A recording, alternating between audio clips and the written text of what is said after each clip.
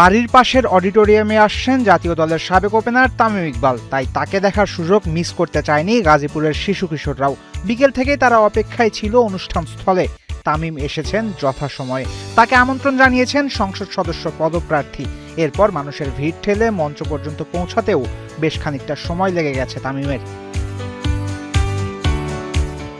অনুষ্ঠানের বিষয়বস্তু ছিল গাজীপুরে খেলাধুলার ভবিষ্যৎ নিয়ে আলোচনা। তাই জাতীয় সংগীতের পরই শুরু হয়েছে মূল পর্ব। অডিটোরিয়াম ভর্তি বিভিন্ন খেলাধুলা সংশ্লিষ্ট মানুষজনকে তামিমই অনুপ্রাণিত করেছেন নিজেদের সমস্যার কথা জানাতে। দর্শকদের কাছেও অভিযোগ জানতে চাওয়া হয়েছে। সেই অভিযোগ নিয়ে এমপি পদপ্রার্থীর সাথে আলোচনা হয়েছে তামিমের।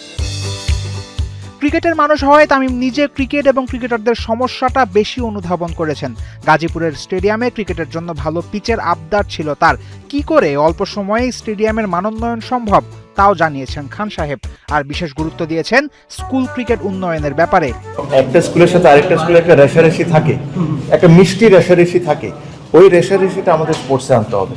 যে ফর এক্সাম্পল আমি হলাম সানশাইন গ্রামার স্কুলের স্টুডেন্ট ছিলাম, আমার সাথে সিজিএস চিটাগং স্কুল, সবসময় একটা রেশারেশি থাকতো। যদি একটা ফুটবল খেলি, ক্রিকেট খেলি, পড়াশোনা, রেজাল্ট সব দিক থেকে ওই ভালো জিনিসটাকে আমাদের স্পোর্টসে ইউটিলাইজ করতে হবে। আপনি প্রথম বছর হোক টাকা খরচ, সেকেন্ড বছর হোক, 3 বছর হোক, চতুর্থ বছর যায় কিন্তু স্কুলরা ইনভেস্ট করা শুরু করবে। আর আমি মনে করি যে this is the right plan, because এই একটা সেক্টর যে আমরা কিন্তু আনটাচড বলতে পারি। হ্যাঁ, নামের অবস্থায় খেলা হয়, খেলা যে হয় না আমি তা বলছি না, খেলা হয়, বাট খেলা খেলার মতো হইতে হবে। এদিকে এমপি পদপ্রার্থী রনির কণ্ঠে ঝরেছে খেলাধুলায় গাজীপুরের পিছিয়ে পড়ার আক্ষেপ।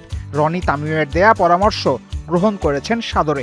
বলেছেন অল্প দিনেই এই জেলার খেলাধুলার চিত্র বদলে যাবে।